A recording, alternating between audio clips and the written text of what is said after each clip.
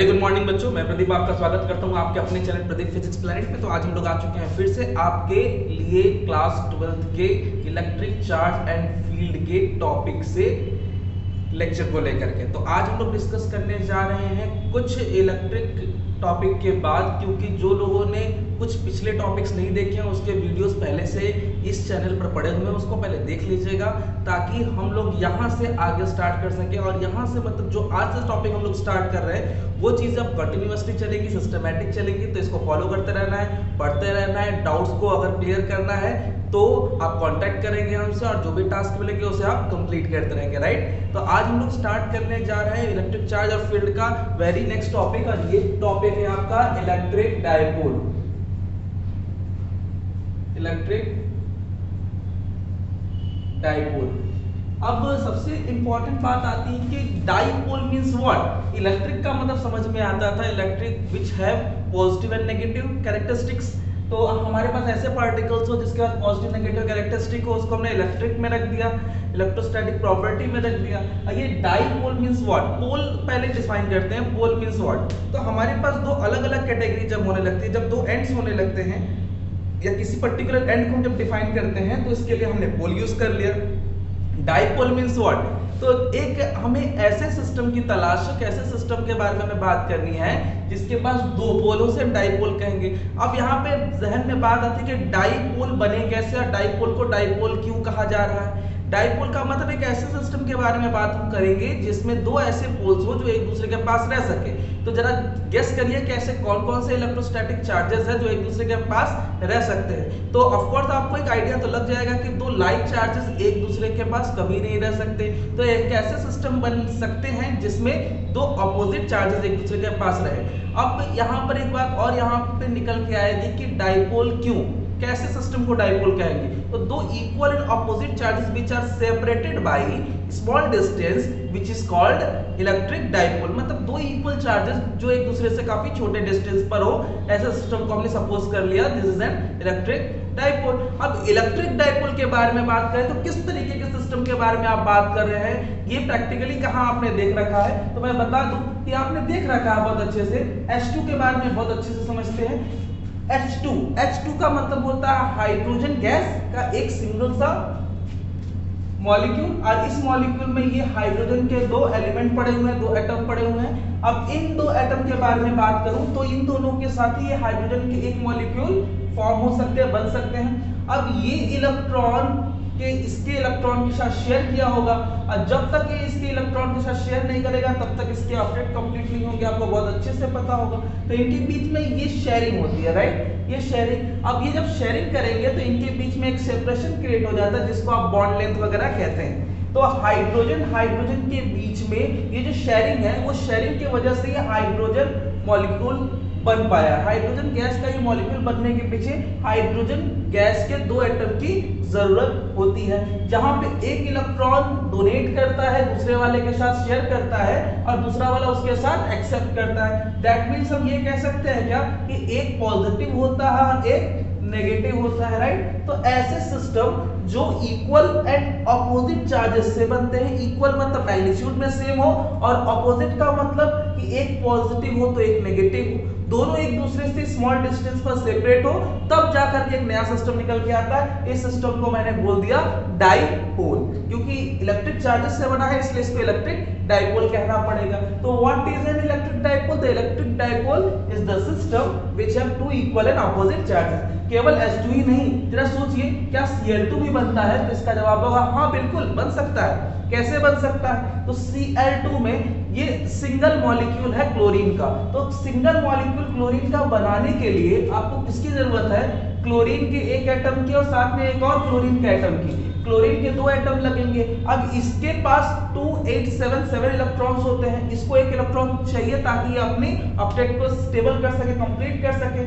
Similarly इसको भी एक इलेक्ट्रॉन चाहिए, तो दोनों एक दूसरे से एक एक इलेक्ट्रॉन की शेयरिंग कर लेंगे, जिससे यहाँ पे एक पर्टिकुलर बॉन्ड बन जाएगा।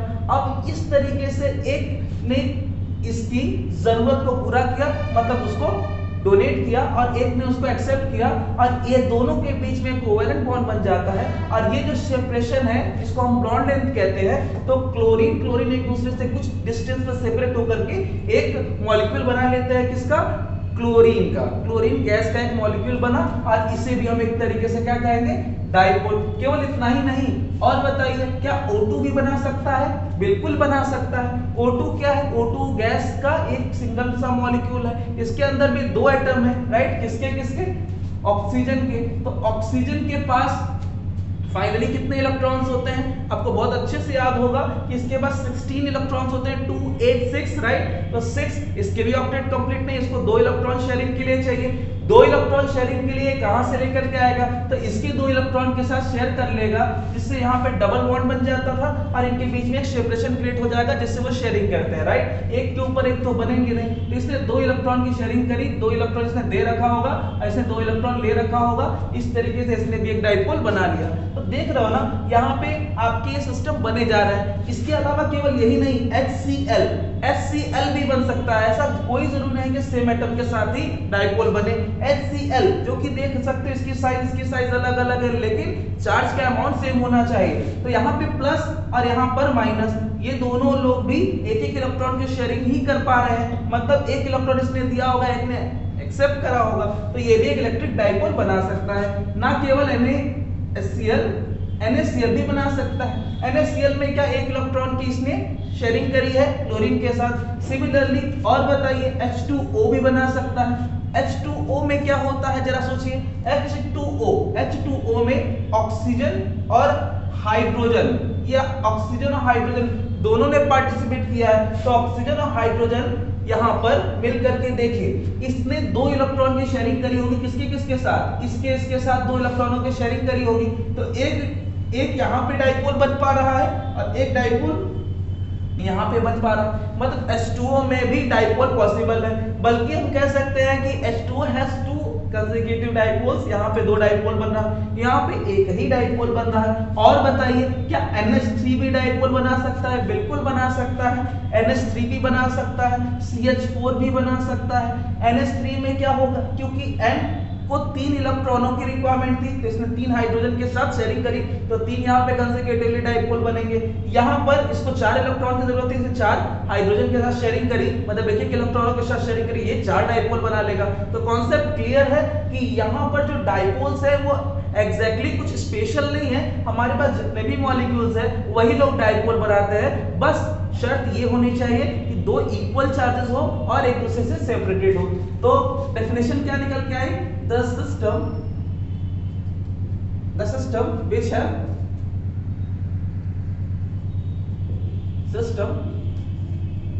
which have two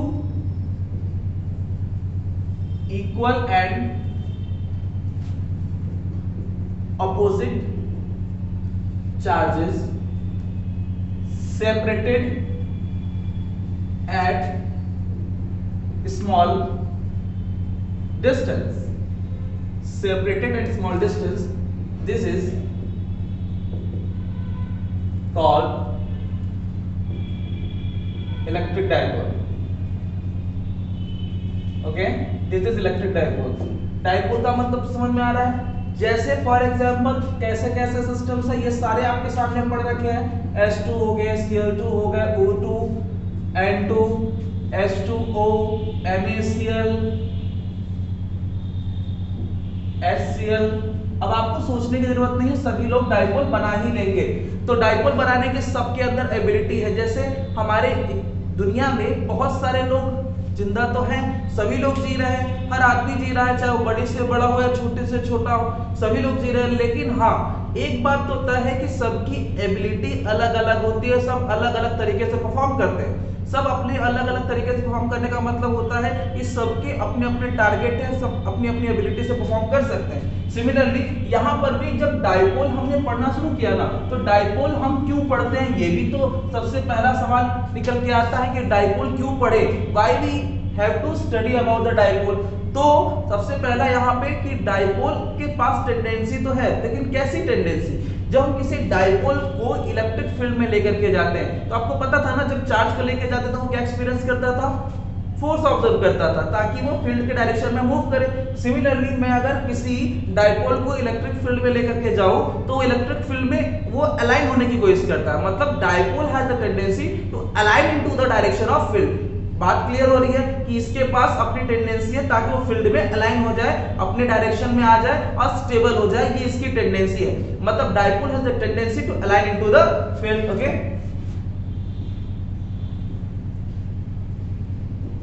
the electric dipole has tendency to align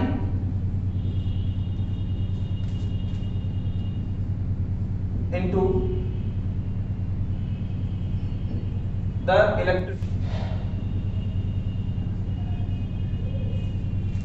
direction of electric field।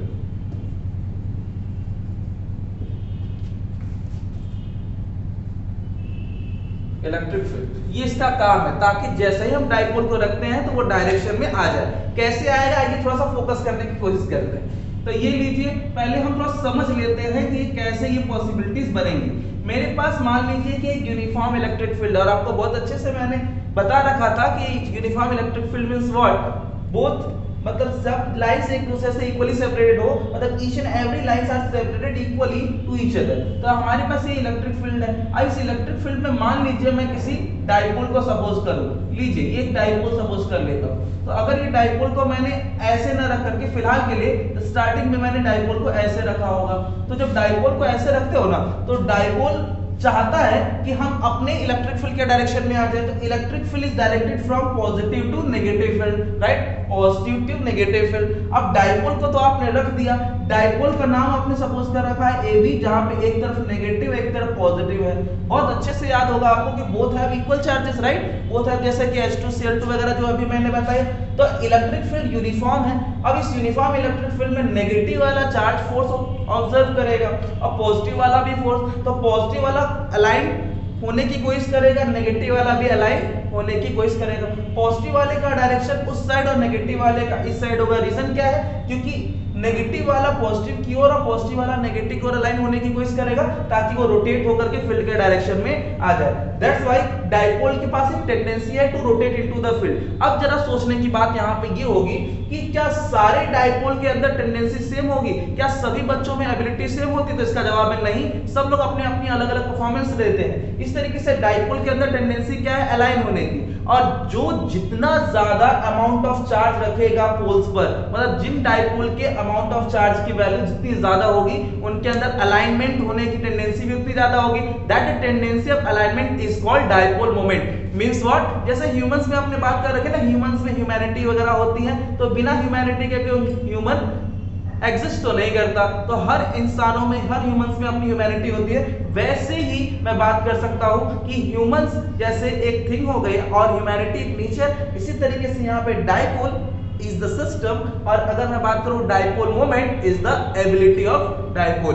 तो डाइपोल मोमेंट से वो डाइपोल फील्ड में अलाइन होने की कोशिश करेगा।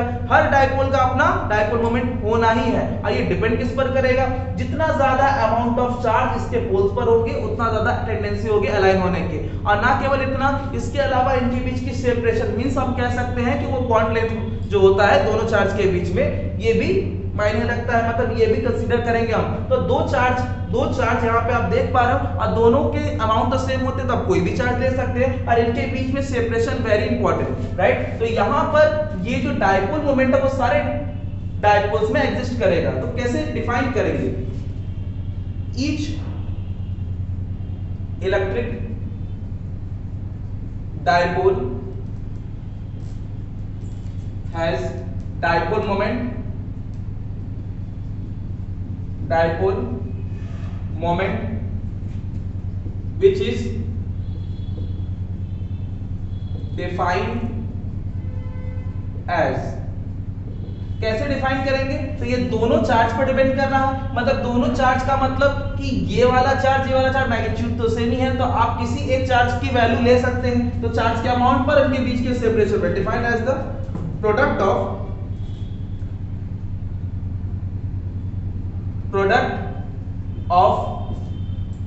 one of the charge and separation between them, right. ये हो गया। Hence dipole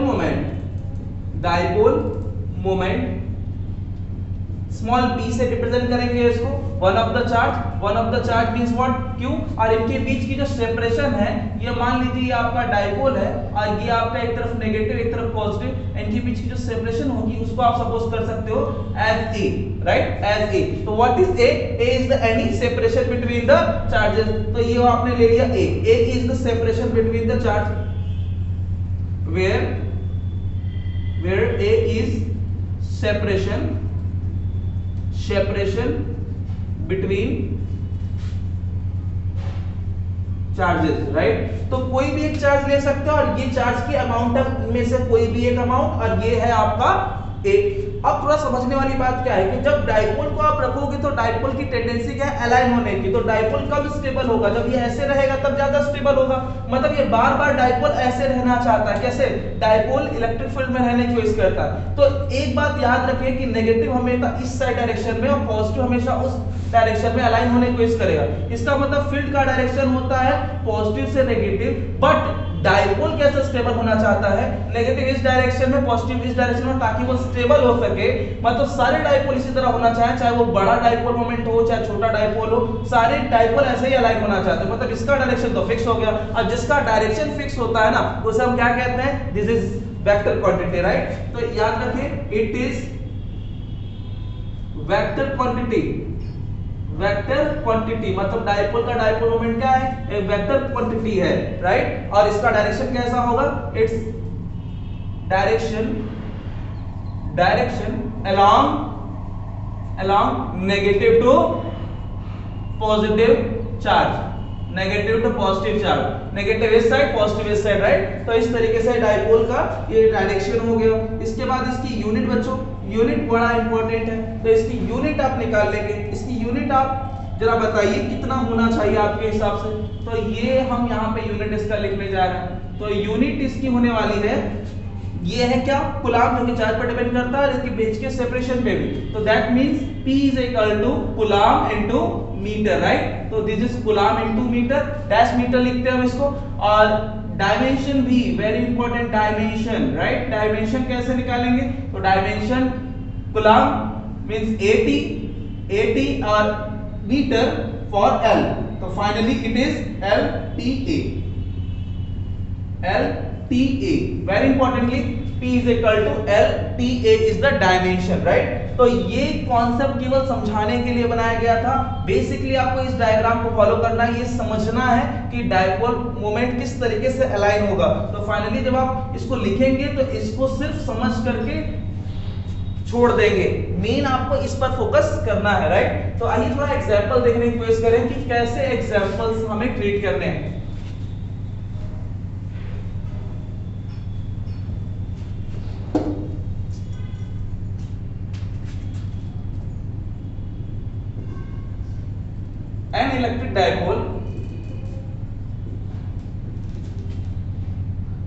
An electric dipole has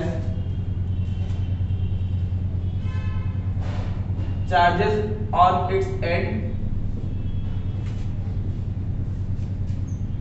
2.4 into 10 to the power minus 6 coulomb,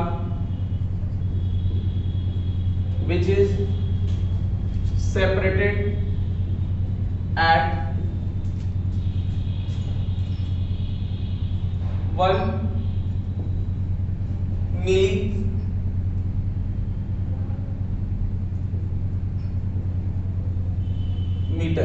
right, 1 millimetre, इसको हम लोग mm बोलते हैं बच्चों, 1 millimetre. Find the dipole moment, right, dipole moment. तो dipole moment is the system ability, right. तो हमें इस डायपोल की एबिलिटी मतलब उसकी टेंडेंसी फाइंड आउट करनी है। देखिए millimetre is the enough distance. वैसे मैं बता दूं कि डाइपोल में हमने जब वर्ड यूज किया था कि वेरी स्मॉल डिस्टेंस पर क्यों होते हैं, तो मैंने बताया ही था कि हाइड्रोजन एटम जो एक दूसरे के पास या फिर क्लोरीन एटम्स एक दूसरे के पास है तो कितने पास होते हैं, तो ये बॉन्ड लेंथ बहुत छोटे होते हैं और अप्रॉक्सीमेट एंगस्ट्रॉम या आपके पिकोमीटर के आसपास होते हैं। तो अगर ऐसा बिल्कुल भी नहीं है कि हमेशा आप ट्रेडिशनली बाइंड रहेंगे कि हमेशा अगर एंगस्ट्रॉम आया या फिर पिकोमीटर आया तभी करेंगे, आपको जो सेपरेशन मिले आप इसको ट्रीट करेंगे उसी तरीके से। आइए सॉल्व करते हैं कि ऐसे डाइपोल मोमेंट कैसे कैलकुलेट करेंगे, राइट। तो आइए चेक करते हैं। तो P निकालना है आपको, तो P is equal to Q into A। A is the separation between them. Q की वैल्यू देखिए क्या है, वन ऑफ द चार्ज। तो याद रखिए कि दोनों साइड में एक ही चार्ज होंगे, यही चार्ज होगा, तो आप लिखेंगे 2.4 into 10 to the power minus 6 coulomb में। चेंज करने की कोई जरूरत नहीं है। इनके बीच की सेपरेशन सेपरेटेड बाय दिस, तो 1 मिलीमीटर को चेंज करना होगा। 1 मिलीमीटर को चेंज कैसे करेंगे, -3 मिली की वैल्यू, और अब ये मीटर में चला गया, राइट। तो ये finally coulomb into metre, coulomb metre लिख दीजिए। तो मल्टीप्लाई करना है 2.4 into 10 to the power minus 6 minus 3 minus 9 coulomb metre. This is the dipole moment of system. Very easy, simply हो गया, कोई दिक्कत नहीं हुई। अब एग्जांपल नंबर 2 जो कि हम लोग देखने जा रहे हैं वो है एनसीईआरटी का एग्जांपल है। इसको हम लोग कैसे डील करेंगे। 2 charges plus 3 microcoulomb and minus 3 microcoulomb is at points P 0 0 minus 3 centimeter and 0 0 plus 3 means 3 centimeter respectively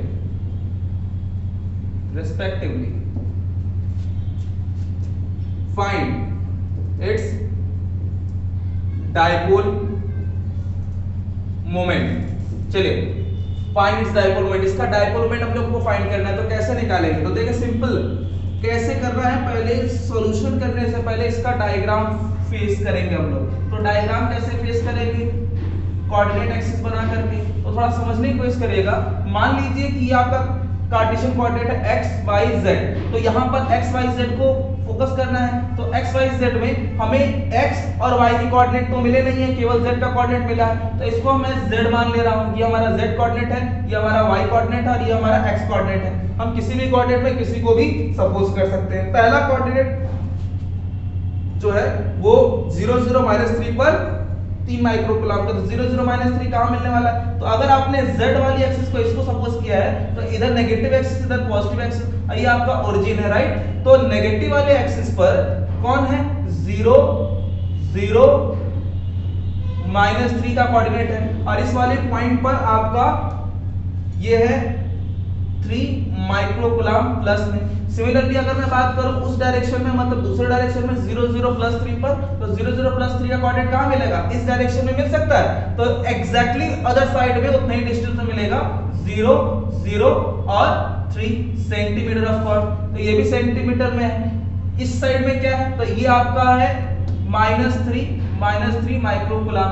अब जरा सोचिए कि यहाँ मिड पॉइंट से यहाँ की डिस्टेंस जो है वो इक्वल है। तो ये इक्वल जो भी डिस्टेंस, इक्वल चार्जेस है, जो भी डिस्टेंस है वो इन चार्ज के बीच का सेपरेशन हो गया। तो इन दो चार्ज के बीच का सेपरेशन कितना हो जाएगा, तो यहाँ से 3 और यहाँ से 3, तो टोटल डिस्टेंस हो जाएगा 3 + 3 दैट इज 6, राइट। तो यहाँ पर आपने देख लिया 6, तो हमें लिखना होगा यहाँ पर total distance A = 3 + 3 that is 6 centimetre. Change कर लीजिएगा तो -2 मीटर हो गया।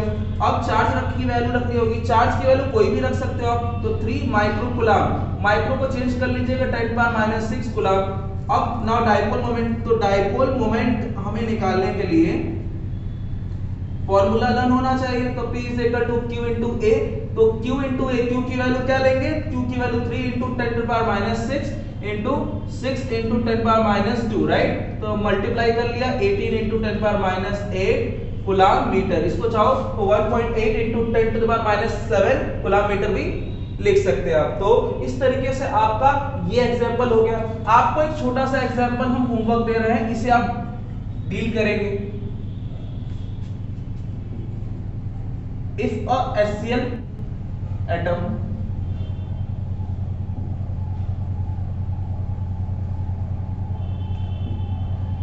if a HCl molecule has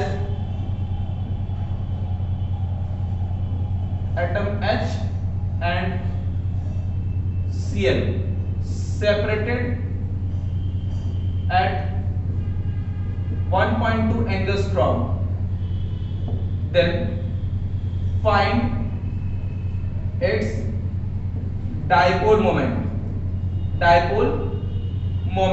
तो ट्राई करिएगा इस एग्जांपल को कैसे ट्रीट करना है। आपको सोचना है कि यहाँ पे हाइड्रोजन और क्लोरीन है, तो हाइड्रोजन और क्लोरीन में हाइड्रोजन एटम और क्लोरीन एटम के बीच का जो सेपरेशन है वो 1.2 एंगस्ट्रॉम दे रखा है। आपको निकालना है डिस्टेंस दे रखा है, सेपरेशन दे रखा है। हाइड्रोजन और क्लोरीन के बीच में कितने इलेक्ट्रॉन की शेयरिंग होती है? एक ही इलेक्ट्रॉन की शेयरिंग होती है, मतलब चार्ज का अमाउंट जो है वो एक सिंगल इलेक्ट्रॉन की वजह से इफेक्टिव है। तो आपको जो चार्ज की वैल्यू लेनी है वो एक इलेक्ट्रॉन की लेनी है, जो भी वैल्यू आपको लर्न होगी इलेक्ट्रॉन की, और ये डिस्टेंस वाला रख करके मतलब 1.2 एंगस्ट्रॉम को मीटर में चेंज करके रख देना है, मल्टीप्लाई कर लेना है, इससे आपको डाइपोल मोमेंट मिल जाएगा। आई होप ये चीजें आपको क्लियर हो गई होंगी। अब हम लोग को चेक करना है कि जब डाइपोल एग्जिस्ट करता है, डाइपोल का डाइपोल मोमेंट एग्जिस्ट करता है, तो क्या डाइपोल का फील्ड होगा? तो बिल्कुल डाइपोल का भी अपना फील्ड होता है। तो डाइपोल की फील्ड के बारे में जानेंगे हम लोग उसके अगले क्लास में। क्यों डाइपोल का फील्ड होता है? क्योंकि जबकि डाइपोल के पास इक्वल चार्जेस है तो नेट चार्ज तो जीरो होना चाहिए, फिर कैसे इसका डाइपोल का फील्ड एग्जिस्ट करता है, ये सब जानेंगे अगली क्लास में। तब तक के लिए अपना ख्याल रखिए, जितने भी क्वेश्चन दिए जाए उसको कंप्लीट करिए।